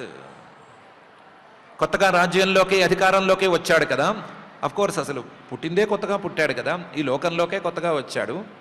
అందువల్ల ఈ రాజ్యంలో 4 వర్ణాల వారు ఉన్నారు కదా, ఎవరెవరు ఉన్నారు అని ఒక్కొక్కళ్ళని విడివిడిగా చూశాడు. బ్రాహ్మణ ప్రముఖాన్ వర్ణాన్, బ్రాహ్మణులు, క్షత్రియులు, వైశ్యులు, శూద్రులు, ఎవరి పనులు వాళ్ళు చేసుకుంటున్నారు కదా అని అందరినీ ఆరా తీశాడు. అలాగే భృత్య అమాత్య పురోధస, తనకు పని చేసి పెట్టేవాళ్ళు, తన కింద ఉండేటువంటి వాళ్ళు, సబార్డినేట్సు, వాళ్ళు ఎవరున్నారు అని చూసుకున్నాడు. అమాత్యులు, తనకు అడ్వైజర్సు లేకపోతే తనకు మంత్రులుగా పనిచేసే వాళ్ళు, వీళ్ళు ఎవరున్నారని చూశాడు. పురోధస, పురోహితులు ఎవరెవరున్నారు, తనకు దైవానికి తనకు సంబంధం తెచ్చిపెట్టేటువంటి పురోహితులు ఎవరున్నారు, ఏం చేస్తున్నారు, ఎవరెవరు ఏ విషయంలో ఎక్స్పర్ట్సు అని కనుక్కున్నాడు. కనుక్కుని వీళ్ళందరినీ గౌరవించాడు. పౌరాన్, ఇవన్నీ కాదు, అసలు ఈ పురంలో, ఈ నగరంలో ప్రముఖులైన వాళ్ళు ఎవరెవరు వచ్చారు అని చూశాడు. జానపదాన్, నగరంలో వాళ్ళు మాత్రమే కాదు ప్రధానులు, జనపదాల్లో అక్కడక్కడ గ్రామాల్లో ఉండేటువంటి వాళ్ళు, పెద్ద పెద్ద గ్రామాల్లో ముఖ్యులు, వాళ్ళందరినీ కూడా ముందుకు రమ్మన్నాడు. అలాగే శ్రేణి, తనకు పరిచారకులు ఉంటారు కదా, అందులో రాజుగారు అంటే చాలామంది పరిచారకులు ఉంటారు. తాంబూలం ఇచ్చేవాడు ఒకడైతే, ఆయన తాంబూలం నమిలేసిన తర్వాత ఉమ్మేస్తే పట్టుకోవడానికి ఇంకో పరిచారకుడు అని 2 వైపులు ఉంటారు. ఇలా ఎంతోమంది, రాజుగారికి తలకాయ నొప్పి వస్తే వెంటనే మర్దం చేయడానికి ఎప్పుడూ ఒకడు ఆయిల్ పట్టుకుని తిరుగుతూ ఉంటాడు. ఎప్పుడూ వాళ్ళకి పరిచర్య చేయటానికి జనాలు తిరుగుతూనే ఉంటారు. ఎవరెవరు ఏ పరిచారకులు అని విడివిడిగా కనుక్కున్నాడు. ప్రకృతి, తన మంత్రులు లేదా తనకు చాలా ముఖ్యమైనటువంటి వాళ్ళు, నమ్మకస్తులు ఎవరెవరు ఉండారు, ఎవరెవరు ఉండబోతున్నారు అని కనుక్కున్నాడు. కనుక్కుని అందరినీ సమపూజయతు, అందరినీ గౌరవించాడు. ఎవరెవరిని ఎలా గౌరవించాలో అందరినీ గౌరవించాడు. అందరినీ ఒక్కొక్కసారి పలకరించుకున్నాడు. బ్రాహ్మణ ప్రముఖాన్ వర్ణాన్ భృత్యామాత్య పురోధస పౌరాన్ జానపదాన్ శ్రేణీ ప్రకృతి సమపూజయత్ అని. ఇలా చేయటం ద్వారా ఈరోజు ఏదో ఇదైంది కాబట్టి, పట్టాభిషేకం అయింది కాబట్టి ఈరోజు సెలవు ప్రకటిస్తున్నాను అని కాకుండా, పరిపాలన ఈ క్షణం నుంచే మొదలైంది అనేటువంటి సంకేతాలను అందరికీ ఇచ్చేశాడు. పరిపాలన ఎక్కడి నుంచి మొదలవుతుంది అంటే, తనతో పాటు పనిచేసే వాళ్ళను పరిచయం చేసుకోవటంతోనే పరిపాలన ప్రారంభమవుతుంది. కాబట్టి అందరినీ పరిచయం చేసుకోవటం, అందరినీ గౌరవించటం అనే కార్యక్రమాన్ని చేపట్టి పరిపాలనను ప్రారంభించేశాడు అని మైత్రేయ మహర్షి గారు చెప్పారు. చెప్పేటప్పటికీ విదుర ఉవాచ, మధ్యలో విదురుడు అడ్డం తగిలాడు. అడ్డం తగిలి, కస్మాద్దధార కోరూపం ధరిత్రీ బహురూపిణి యాం దుదోహ పృథుస్తత్రం కో వత్సో దోహనంచ కిం అని ప్రశ్న వేశాడు. అయ్యా, పృథుమహారాజు గారి చరిత్రను కొంత వినే ఉన్నాను నేను, నాకు కొంత తెలుసు, కానీ క్లారిటీ లేదు. ఏదో కరుణాకరుణిగా వినటమే తప్ప నువ్వు చెప్పేంత క్లారిటీ లేదు. నాకు ఆయన పాలనా విధానాలు కొంత తెలుసు, కానీ ఆ పాలనలో కొన్ని సందేహాలు ఉన్నాయి, ఆ సందేహాలను తీర్చవలసింది. నేను విన్నాను, పృథుమహారాజు గారి ఏలుబడిలో ఉండగా గోరూపం ధరిత్రి దధార, భూమి ఆవు రూపాన్ని ధరించి పారిపోసాగింది. పారిపోతుంటే ఆ ఆవుని పట్టుకుని ఈయన పాలు పితికేశాడు అని విన్నాను. కస్మాత్ దధార గౌరూపం ధరిత్రి. ఆ భూమి ఈయన ఏలుబడిలో ఎందుకు ఆవు రూపాన్ని ధరించింది? బహురూపిణి, ఆవిడ నానా రూపాలను కలిసి ఉండవచ్చు, ఆవిడలో ఎన్నెన్నో రూపాలు ఉండవచ్చు, కానీ గోరూపాన్నే ఎందుకు ధరించింది? యాం దుదోహ, ఆ భూమిని తర్వాత పితికేశాడు. ఆవు రూపంలో ఉంటే ఈయన పితికేసి ప్రజలందరికీ పాలు పంచేశాడు అని అంటున్నారు. పృథుస్తత్ర కోవత్సహ, ఆవుని పాలు పితికేశాడు అంటే ఆవుని చేపటానికి దూడ ఉండాలి కదా, చేపటం అంటారు. దూడని విడిచిపెడితే కానీ, దూడ ఆ పొదుగు మీద నోరు పెడితే కానీ ఆవు పాలు ఇవ్వటం ప్రారంభించదు, ఆవు పాలు రావు. కాబట్టి దూడని ఒక్కసారి వదిలిపెట్టాలి. ఈ భూమి అనేటువంటి ఆవుని పెంచటానికి ఈయన దూడగా దేన్ని వాడాడు? కోవత్సహ. దోహనంచకిం, ఆయన పాలు పెండటానికి పాత్రగా దేన్ని తీసుకున్నాడు? కస్మాత్ దధార గోరూపం ధరిత్రీ బహురూపిణి యాన్ దుదోహ పృథుస్తత్ర కోవత్సో దోహనంచకిం అనే సందేహాలు నాకు ఇంకా ఉన్నాయి. అవి తీరలేదు, అవి తీర్చవలసింది. దీని సుమారు తాత్పర్యం ఏదో నాకు అర్థమైంది. సుమారుగాను ఆయన వ్యవసాయ పద్ధతుల్లో కొత్త కొత్త విధానాలను తీసుకొచ్చాడు అని చెప్పుకోవటం నాకు తెలిసింది. దానికోసం భూమిని చదును చేశాడు అని కూడా విన్నాను నేను. నీ మాటల్లో ఇప్పుడు తెలిసింది, భూమిని చదును చేస్తాడు అని అన్నారు వాళ్ళు స్థావకులు. ప్రకృత్యా విషమాదేవి కృతా తేన సమాకథం తస్య మేధ్యం హయం దేవ కస్య హేతోరపాహరత్. ఎగుడు దిగుడుగా ఉండటమే భూమి యొక్క లక్షణమైతే, ఎగుడు దిగుడుగా ఉండేటువంటి ప్రకృత్యా విషమా దేవి ఈ భూమి కృతా తేన సమాకథం, సమంగా ఆవిడ ఎలా తయారైంది? ఈయన సమంగా ఎలా చేశాడు ఆవిడిని? చదును చేయటం అనే దాన్ని ఎలా సాధించాడు?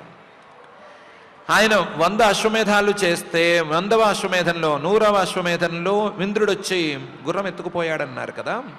తస్య మేధ్యం హయం దేవ కస్య హేతోరపాహరత్. ఎందుకు ఇంద్రుడు ఆయన అశ్వమేధంలో యాగాశ్వాన్ని ఎత్తుకుపోయాడు? సరే, సనత్కుమారాత్ భగవతో బ్రహ్మన్ బ్రహ్మవిదుత్తమాత్ లబ్ధ్వా జ్ఞానం సవిజ్ఞానం రాజర్షి కాంగతిం గతః. ఆయన సనత్కుమారుడి ద్వారా జ్ఞానాన్ని పొందాడు అని కూడా నేను విన్నాను. ఇప్పుడు నీ మాటల ద్వారా కూడా తెలిసింది. సనత్కుమారాత్ భగవతః, పరమ పూజనీయుడైనటువంటి వాడు ఆయన సనత్కుమారుడు. బ్రహ్మన్, ఓ మైత్రేయ మహర్షి, బ్రహ్మవిదుత్తమాత్, బ్రహ్మవేత్తలలో కల్లా శ్రేష్ఠుడైన వాడు సనత్కుమారులు వారు. అలాంటి వాడి దగ్గర నుంచి లబ్ధ్వా జ్ఞానం, జ్ఞానాన్ని పొందిన తర్వాత, అందులోనూ సవిజ్ఞానం, సనత్కుమారుడంతటి వాడు గనక చెబితే ఇంకా సాక్షాత్కారం లభించకపోవటం అనేది జరగదు. సవిజ్ఞానం సాక్షాత్కారం కూడా లభిస్తుంది. అలాంటి జ్ఞానాన్ని పొందిన తర్వాత రాజర్షి, రాజుల్లో ఋషిగా ఉండేటువంటి పృథు మహారాజు గారు కాంగతిం గతః, తర్వాత ఏమయ్యాడు? జ్ఞానం వచ్చేస్తే వైరాగ్యం కలుగుతుంది, వైరాగ్యం కలిగితే జ్ఞానం కలగదు. ఈ వైరాగ్యం గనక బలపడిపోతే మనిషి అసలు ఉన్న చోట ఉండలేడు. అలాంటిది ఈ భూమండలానికి రాజ పదవిలో ఉండే పృథు మహారాజు గారు ఏమయ్యాడు? ఆ విషయం మీద నాకు ఇన్ఫర్మేషన్ లేదు, అది చెప్పవలసింది. సనత్కుమారాత్ భగవతో బ్రహ్మన్ బ్రహ్మవిదుత్తమాత్ లబ్ధ్వా జ్ఞానం సవిజ్ఞానం రాజర్షి కాంగతిం గతః. యచాన్యదపి కృష్ణస్య భగవాన్ భగవతః ప్రభో శ్రవస్ సుశ్రవసః పుణ్యం పూర్వదేహ కథాశ్రయం. ఇది కూడా చెప్పవలసింది. ఈ పృథు మహారాజు గారి గురించి నేను వినని అంశాలు ఏమైనా ఉంటే వాటిని కూడా నాకు అందించవలసింది. యచ్చ అన్యదపి, ఇంకా ఏమైనా ఉన్నా, భవాన్, నువ్వు, భగవతః, పూజనీయుడైనటువంటి ప్రభోహో, సమర్థుడైనటువంటి కృష్ణస్య, శ్రీకృష్ణుడి యొక్క పూర్వదేహ కథాశ్రయం. కృష్ణుడు ఇప్పుడు వచ్చాడు, ఈయనకి ముందు అవతారం పృథు అవతారం కదా. కృష్ణుడు పరమాత్మ అవతారం ఈరోజు నాకు తెలిసిన అవతారం అయితే, విదురుడిగా నాకు తెలిసిన అవతారం అయితే, ఆయనకు ముందున్న దేహం, పూర్వదేహం పృథు మహారాజు గారి దేహం. ఆ పృథు మహారాజు గారి దేహంలో కృష్ణుడు ఏమేం చేశాడు అని నాకు చెప్పవలసింది. ఎందుకంటే శ్రవ, ఆయన యొక్క కీర్తి పుణ్యం, చాలా పుణ్యమైనటువంటి కీర్తి. అందులోనూ సుశ్రవస, మంచి కీర్తి కలిగినటువంటి ఆయన కీర్తి, మంచే నిండినటువంటి ఆయన కీర్తి వినేవాళ్ళకి చాలా పుణ్యాన్ని సమకూరుస్తుంది. అలాంటి పుణ్యకరమైన కీర్తిని నాకు చెప్పవలసింది. యచాన్యదపి కృష్ణస్య భవాన్ భగవతః ప్రభో శుశ్రవస పుణ్యం పూర్వదేహ కథాశ్రయం. ఇవన్నీ నీకెందుకు చెప్పాలి అని మాత్రం అనద్దు. భక్తాయ మే అనురక్తాయ తవచాధోక్షజస్య చ వక్తుమర్హసి యో దుహ్యత్ వైన్య రూపేణ గాం ఇమాం అని విదురుడు అన్నాడు. భక్తాయాం, నేను భక్తిగా ఉన్నాను. అనురక్తాయాం, ఆ పరమాత్మ తాలూకు కథలను వినాలి అనేటువంటి అనురక్తితో, అనురాగంతో, ప్రేమతో ఉన్నాను. ఈ భక్తి అనురక్తి, భక్తి ప్రేమ, ఈ రెండు తవచ అధోక్షజస్యచ, నీ మీద కూడా నేను ప్రదర్శిస్తూనే ఉన్నాను. గురువుగా నీ మీద నేను సమానమైన భక్తిని చూపిస్తున్నాను. ఆ పరమాత్మ మీద, అధోక్షజుడి మీద కూడా అదే భక్తిని, అదే ప్రేమను ప్రదర్శిస్తున్నాను. అందువల్ల పరమాత్మ మీద భక్తి ప్రేమ కలిగి ఉన్నాను కాబట్టి ఆయన గురించి చెప్పవలసింది. నీ మీద భక్తి ప్రేమ అన్నీ ఉన్నాయి కాబట్టి నీ నోటి ద్వారా చెప్పవలసింది. వక్తుమర్హసి, నువ్వు తప్పనిసరిగా చెప్పాలి. యహ అదుహ్యద్ వైన్య రూపేణ గామిమాం, వైన్యుడి రూపంలో అంటే వేణ మహారాజు గారి శరీరం నుంచి పుట్టుకొచ్చినటువంటి ఆ పృథు మహారాజు రూపంలో మొత్తం భూమినే పిండేశాడు. భూమిని పాలు పితికినట్టు పితికేశాడు కదా ఆయన. ఇలా పితికాడు. ఇంకా ఏమైనా ఆయనకి సంబంధించిన విషయాలు ఉన్నాయా? ఇవన్నీ నాకు చెప్పవలసింది అని భక్తాయ మేనురక్తాయ తవచాధోక్షజస్య చ వక్తుమర్హసి యోదుహ్యద్ వైన్య రూపేణ గామిమాం అని విదురుడు అన్నాడు. దానికి మైత్రేయుడు ఏ విధంగా రియాక్ట్ అయ్యాడనే విషయాన్ని సూతమహాముని శౌనకాది మహర్షులకు చెప్తున్నాడు. సూత ఉవాచ చోదితో విదురేణైవం వాసుదేవ కథాం ప్రతి ప్రశస్యతం ప్రీతమనాహ మైత్రేయ ప్రత్యభాషత అని. చోదితో విదురేణైవం, విదురుడు మధ్యలో అడ్డం పడి ఇలా అడిగాడు కదా. అడిగేసరికి మధ్యలో అడ్డం పడటం అనేది ఎవరికైనా డిస్టర్బెన్స్గా ఉంటే ఉంటుంది చెప్పేవాళ్ళకి. కానీ అడ్డం పడింది వాసుదేవ కథాం ప్రతి, వాసుదేవుడి కథలను చెప్పమని అడ్డం పడ్డాడు కాబట్టి మైత్రేయ మహర్షి గారు దాన్ని పట్టించుకోలేదు, దాన్ని డిస్టర్బెన్స్ అనుకోలేదు. పైపెచ్చు ప్రశస్య, చక్కగా అడిగావయ్యా, తెలుసుకోవాలనేటువంటి కుతూహలం, అందులోనూ పుణ్యం పూర్వదేహ కథాశ్రయం నాకు చెప్పు అని అడిగావు, చాలా సంతోషము అని ప్రీతమనాహ, చాలా సంతోషంతో తం ఆ విదురుణ్ణి మైత్రేయ ప్రత్యభాషత, మైత్రేయుడు సమాధానం చెప్పడం ప్రారంభించాడు. విదురుడికి ఆయన అడిగినటువంటి ప్రశ్నలన్నిటికీ సమాధానాన్ని చెప్పటానికే ఉద్యుక్తుడయ్యాడు అని సూతమహాముని శౌనకాది మహర్షులకు చెప్తున్నాడు. చోదితో విదురేణైవం వాసుదేవ కథాం ప్రతి ప్రశస్యతం ప్రీతమనాహ మైత్రేయ ప్రత్యభాషత అని. ప్రశ్నలను బట్టే ఏం చెప్పబోతున్నాడు అనే విషయం మనకు సుమారుగా అర్థమైంది. పైన ఏం రాబోతోంది అని అర్థమైంది. భూమి ఆవిడ ఆవు రూపంలో మారిపోవటం, పారిపోతున్న ఆవిడ్ని పట్టుకుని ఈయన మళ్ళీ ఆవిడ దగ్గర నుంచి పాలు పితికినట్టుగా పితికి అందరికీ, ప్రజలందరికీ కూడా ఆహారాన్ని ఏర్పాటు చేయటం అనేటువంటి అంశం రాబోతోంది. కొంచెం విస్తృతంగానే ఉండేటువంటి అంశం, ఎన్నెన్నో అంతరార్థాలను కలిగి ఉండేటువంటి అంశం, అది పైన రాబోతోంది. రాబోయే ముందు ఈరోజు మనం విన్నటువంటి అంశాలలో ప్రధానమైనటువంటి అంశాలైనటువంటి పాలక లక్షణాలు, ఆ పాలక లక్షణాలు అనేవి పాలకుడిగా శ్రీమన్నారాయణుడే దిగి వస్తే ఎలా కనిపిస్తాయి, ఆ కనిపించినటువంటి లక్షణాలను మనం ఎలా అభ్యాసం చేసుకోవచ్చు, అందరినీ పరిపాలించే అవసరం లేకపోయినా మనల్ని మనం పరిపాలన చేసుకోవటం కోసం వాటిని ఎలా అభ్యాసం ద్వారా సాధించుకోవచ్చు, సాధించుకుంటే దాని ద్వారా మనం అందుకునేటువంటి ఫలితం అనేటువంటి అంశాలను జాగ్రత్తగా గమనించుకుందాం. పరిపాలన ప్రతి వ్యక్తికి అవసరమే. పరిపాలనా అవసరం అనేది ప్రతి వ్యక్తి జీవితంలోనూ తప్పనిసరిగా వస్తుంది. కాకపోతే ఆ పరిపాలన పిచ్చి పిచ్చి పరిపాలన మాత్రం కాకూడదు. ఆ పరిపాలన మనిషిని పాడు చేసే, అందరినీ పాడు చేసే పరిపాలన కాకూడదు. ఏ వ్యక్తినైనా సరే ఉన్నతికి తీసుకెళ్లే, పై స్థాయికి తీసుకెళ్లేటువంటి పరిపాలన కావాలి. అలాంటి పరిపాలనే కావాలి అనుకుంటే పరమాత్మ యొక్క లక్షణాలనే మనం అలవరుచుకోవాలి అనేటువంటి స్ఫూర్తిని మనం అందుకుందాం. అందుకుని మనం పరిపాలనా లక్షణాలను నేర్చుకోవటం, వాటినేదో మనం అమల్లో పెట్టుకోవటం మాట అటుంచి మనందరినీ కూడా సవ్యంగా పరిపాలించవలసిందిగా ఆ భూత భౌతిక ప్రపంచ నిర్మాత అఘటిత ఘటనాపటు మాయాధిష్ఠాత అయిన శ్రీనివాస పరమాత్మని భక్తిగా ప్రార్థించుకుందాం. పారాయణ కార్యక్రమాన్ని వెంటనే ప్రారంభించుకుందాం. ఈరోజు చతుర్థ స్కంధం 16వ అధ్యాయంలో 16వ శ్లోకం నుంచి పారాయణ ప్రారంభించుకుంటున్నాం. అదేవిధంగా 17వ అధ్యాయంలో కూడా కొన్ని శ్లోకాలు పారాయణ చేసుకుందాం.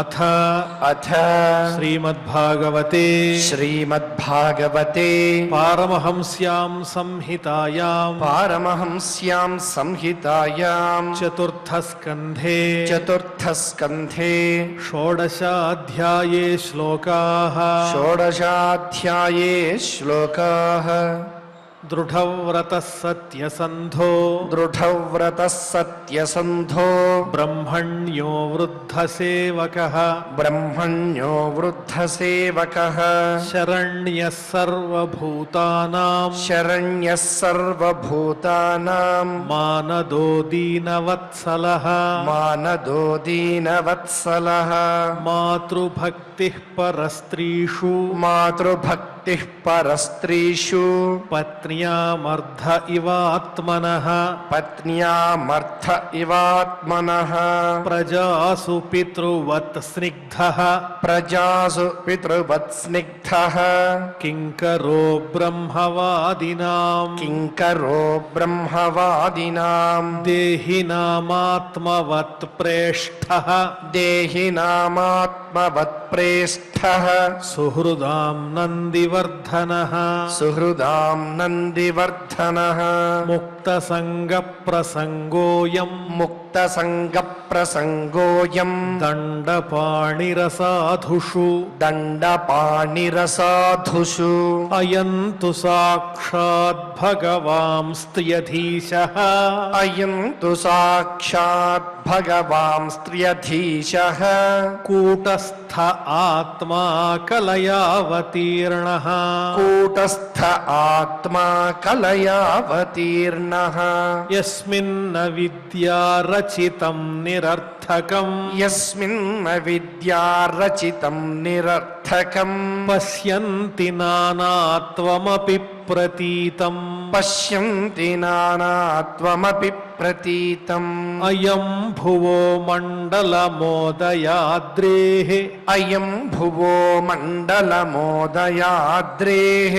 గోప్తైకవీరో నరదేవనాథః గోప్తైకవీరో నరదేవనాథః ఆస్థాయ జైత్రం రథమాత్తచాపః ఆస్థాయ జైత్రం రథమాత్తచాపః పర్యస్యతే దక్షిణతో యథార్కః పర్యస్యతే దక్షిణతో యథార్కః అస్మై నృపాలాః కిల తత్ర తత్ర అస్మై నృపాలాః కిల తత్ర తత్ర బలిం హరిష్యంతి సలోకపాలాః బలిం హరిష్యంతి సలోకపాలాః మంస్యంత ఏషాం స్త్రియ ఆదిరాజం మంస్యంత ఏషాం స్త్రియ ఆదిరాజం చక్రాయుధం తద్యశ ఉద్ధరంత్యః చక్రాయుధం తద్యశ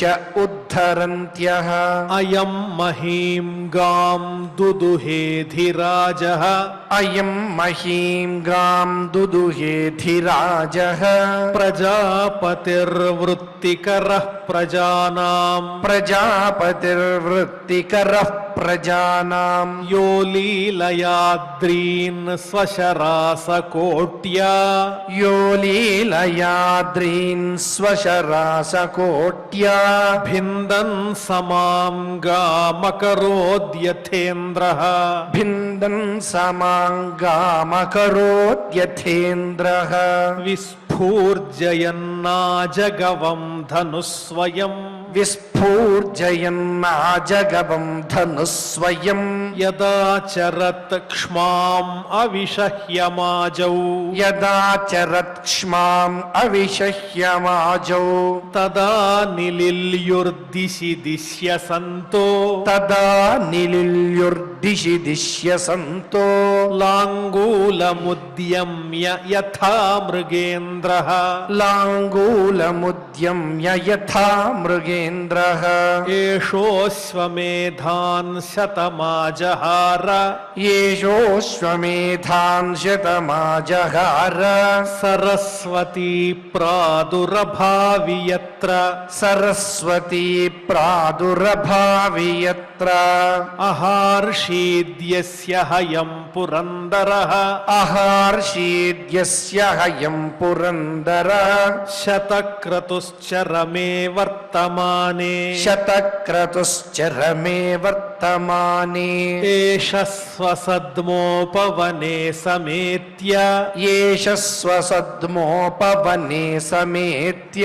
సనత్కుమారం భగవంతమేకం सनत्कुमारं भगवन्तमेकम् ఆరాధ్య భక్త్యా లభతామలంతత్ आराध्य भक्त्या लभतामलन्तत् జ్ఞానం యతో బ్రహ్మ పరం విదంతి ज्ञानं यतो ब्रह्म परं विदन्ति తత్ర తత్ర గిరస్తాస్తాః तत्र तत्र गिरस्तास्ताः इति विश्रुत विक्रमः इति विश्रुतविक्रमः श्रोष्यत्यात्माश्रिता गाथाः श्रोष्यत्यात्माश्रिता गाथाः पृथुः पृथुपराक्रमः पृथुः पृथुपराक्रमः दिशो विजित्या प्रतिरुद्धचक्रः दिशो विजित्या प्रतिरुद्धचक्रः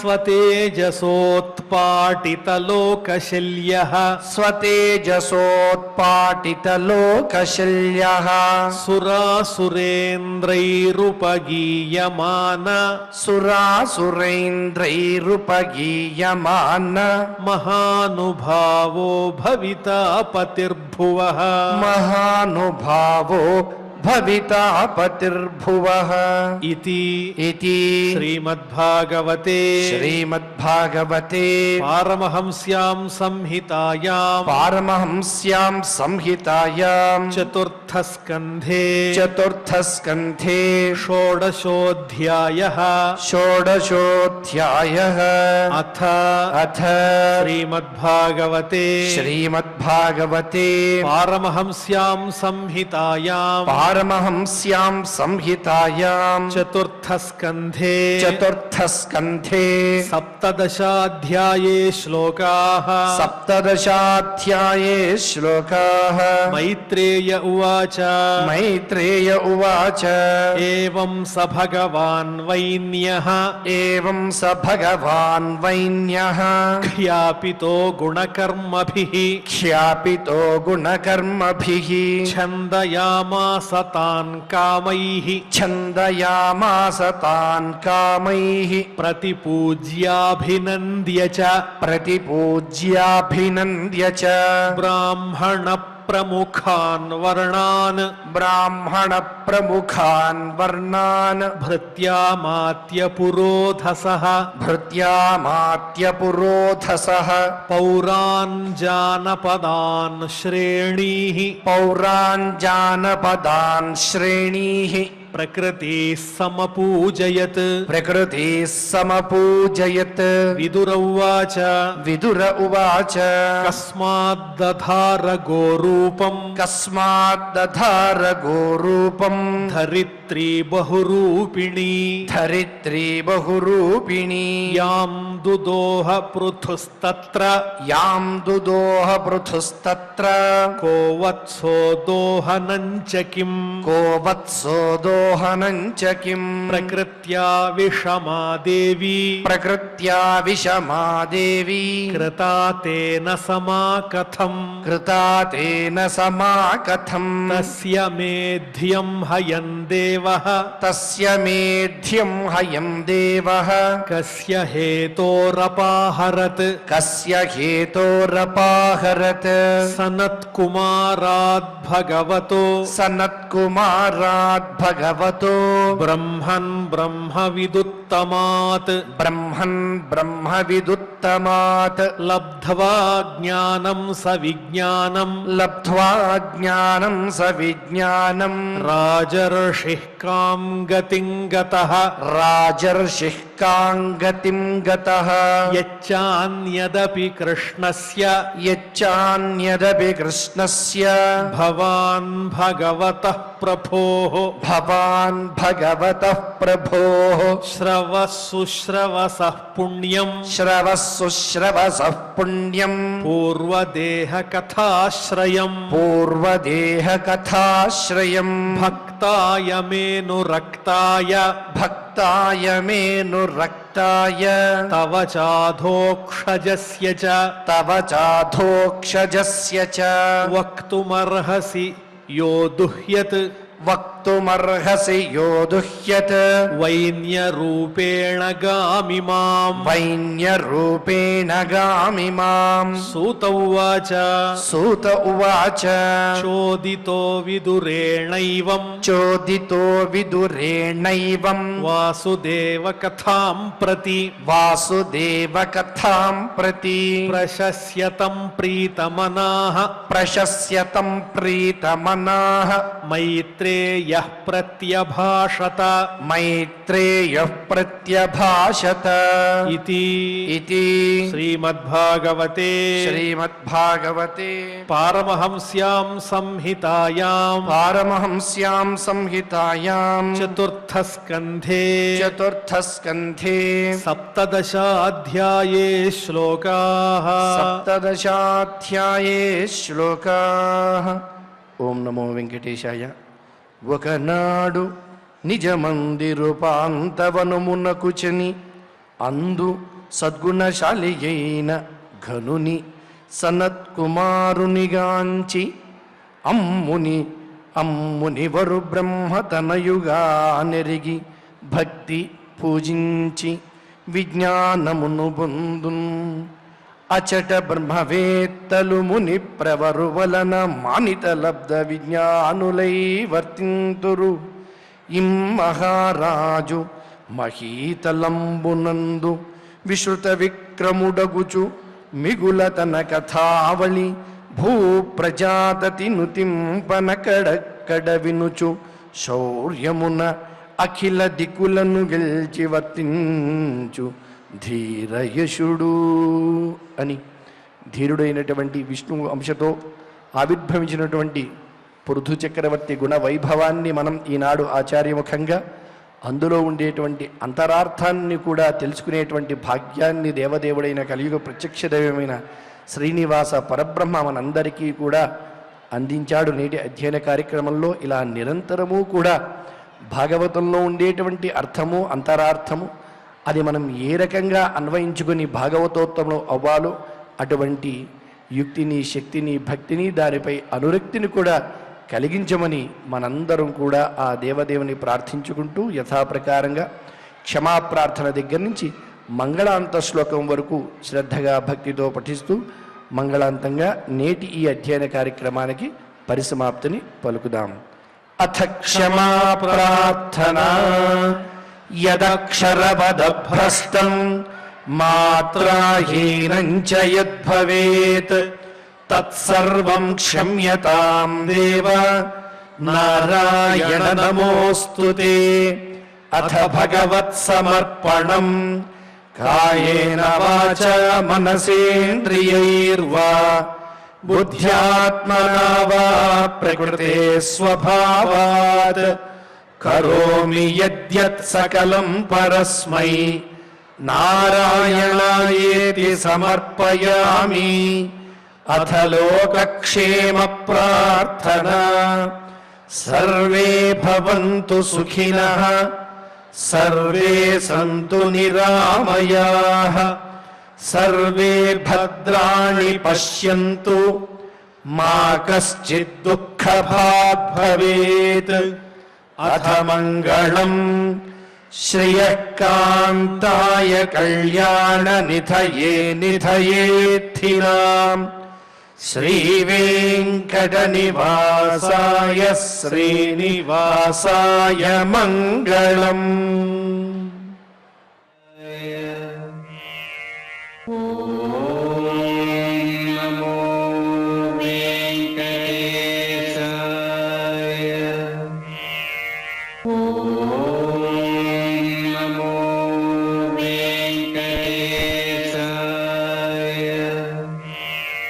ఓం